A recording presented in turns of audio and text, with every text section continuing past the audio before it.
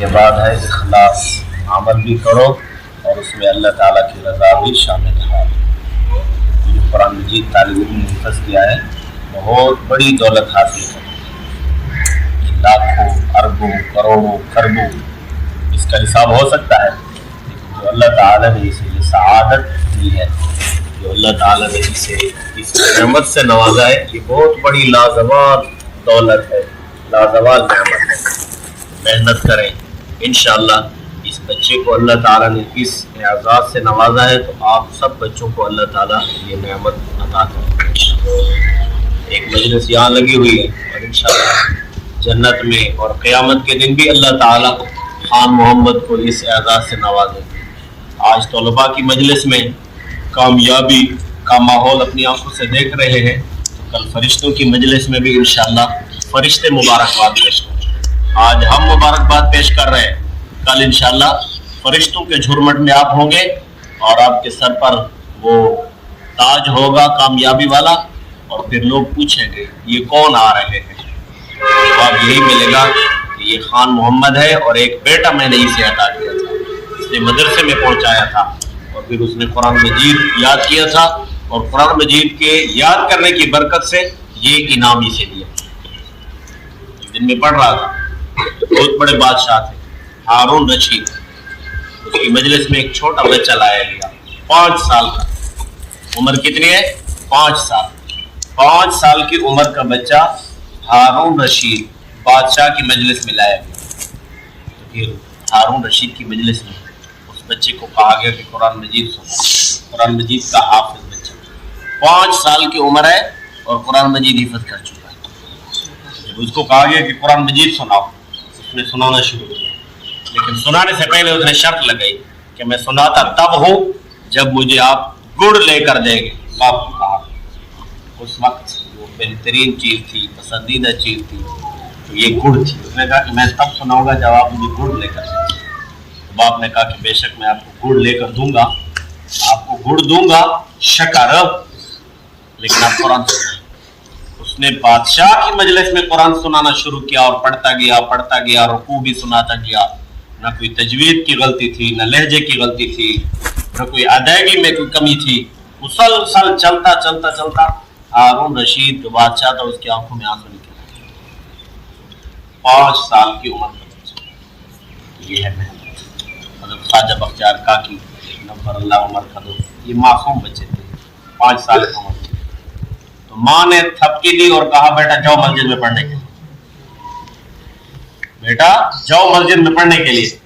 तो ये ख्वाजा बख्तियार काकी नब्बर अल्लाह उमर बाद में बहुत बड़े आलिम दीन बने, बहुत बड़े अल्लाह वाले बने, बहुत बड़े बुजुर्ग बने। लेकिन एक वाकया इनकी वफात का भी है, वो भी अजीबोगरीब वाकया।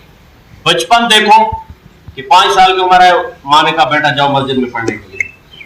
जब उस्ताद की मजलिस में गया, उस्ताद के सामने बैठे, तो कायदा पकड़ने का तरीका भी नहीं आता, कायदा पकड़ने का तरीका नहीं आता। उस्ताद ने कायदा सीधा करके दिया और फिर उंगली पकड़ाई और कहा कि यहाँ हाथ रखो।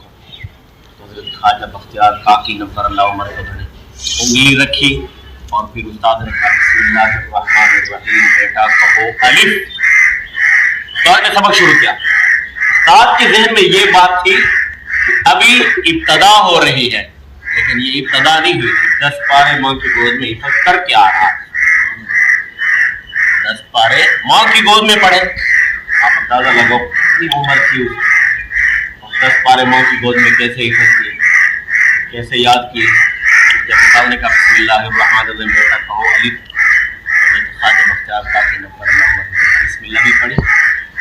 अलिफ नहीं कहा बल्कि अलिफ लाम मीम ज़ालिकल किताबु ला रैब फीह पढ़ना शुरू कर दिया।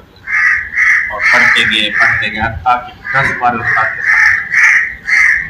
उस्ताद ने जैसे ही 10 पारे सुने तो फौरन माथा चूमा, तो खड़े हो गए। कहा बेटा पढ़ने आए हो, सुना के आए? बेटे ने कहा उस्ताद ने अम्मा कुरान क्या आता है, गोद में गोली देती थी कुरान, तो 10 पारे माँ की गोद में याद किए हैं। अब मुझे याद आ जरूर नहीं, लेकिन 11वें पारे से शुरू कराओ। 10 पारे माँ की गोद में पढ़ चुका हूँ और 11वां पारा मैंने शुरू करना है। उस्ताद की आंखों में आंसू भी जारी थे और उंगली भी पकड़ी। शागिर्द की اور چلتے چلتے حضرت خواجہ بختیار کاکی نور اللہ عمر کا لوگ اماں کے دروازے پر آئے تو دروازے کو دستک دی اور کہا کہ خواجہ بختیار کاکی اماں والدہ محترمہ کہ تو نے بچے کو قرآن مجید سنانے کے لیے بھیجا تھا یا پڑھنے کے لیے بھیجا تھا؟ مبارک کہنے آئے ہو اس بچے نے قرآن پاک کے 10 پارے حفظ کے تیری گود میں محمد رسول اللہ صلی اللہ علیہ وسلم قرآن مدرسہ یہ تیری گود نہیں. ہمیں بھی ان حضرات کے نقشے پر چلنا چاہیے, ان کے واقعات سنیں, ان کے واقعات پڑھیں, قابل سے سنیں اور پھر انشاءاللہ اس طرز پر جب چلیں گے تو انشاءاللہ ناکامی کبھی نہیں. طالب علموں کے لیے معیار, طالب علموں کے لیے آئیڈیل, طالب علموں کے لیے رہنما استادوں سے بڑھ کر اور کوئی نہیں. استادوں کا طرز دیکھیں, استادوں کا طریقہ دیکھیں, استاد جو رہنمائی دے طالب علم اس کے مطابق چلے انشاءاللہ کامیابی ہوگی. طالب علموں کی کامیابی کے لیے ہمارے اساتذہ اکرام فرمایا کرتے تھے کہ طالب علم ایک کام کرے انشاءاللہ یقین ہے. وہ کون سا کام ہے؟ استادوں کا استادوں کا. اور طالب علم کی کامیابی میں 2 آدمیوں کا کردار ہے, ایک ہے استاد کا کردار, ایک ہے طالب علم کے ماں باپ کا کردار. اگر یہ بچہ کامیاب ہوا ہے تو اس میں سر فہرست استاد کا کردار ہے, دوسرے نمبر پر والد, اور ان دونوں کا کردار لازم مطلوب ہے. صرف استاد کا کردار بھی کچھ نہیں کر سکتا, صرف والد کا کردار بھی کچھ نہیں کر سکتا.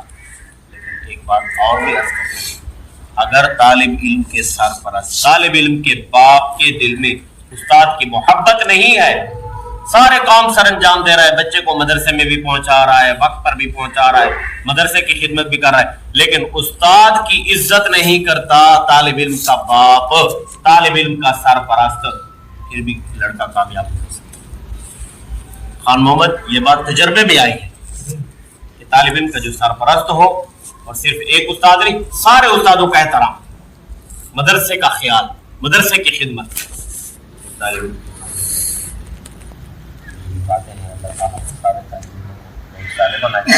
جس قرآن مجید کو کیا ہے یہ کوئی عام کتاب نہیں, بہت بڑی کتاب, بہت بلند مقام اور بہت مرتبے والی کتاب ہے. یہ وہ کتاب ہے کہ اس کتاب کی تلاوت سب سے پہلے اللہ تعالیٰ سے. تو آج آپ قرآن مجید پڑھ رہے ہیں, اس کتاب کی سب سے پہلے تلاوت کرنے والے کون تھے؟ اللہ تعالیٰ. اور مجلس فرشتوں کی مجلس میں سب سے پہلے اللہ تعالیٰ نے قرآن مجید کی تلاوت, اور کون سی آیت کی تلاوت کی؟ اللہ تعالیٰ کیا سوچ ہوگی اور کیا لہجہ ہوگا اور کیا کیفیت ہوگی, اللہ تعالیٰ نے فرشتوں کی مجلس میں سورۃ یاسین کی تلاوت کی ہوگی, سورۃ طٰہٰ کی تلاوت کی ہوگی. اس بات میں آتا ہے اور اللہ تعالیٰ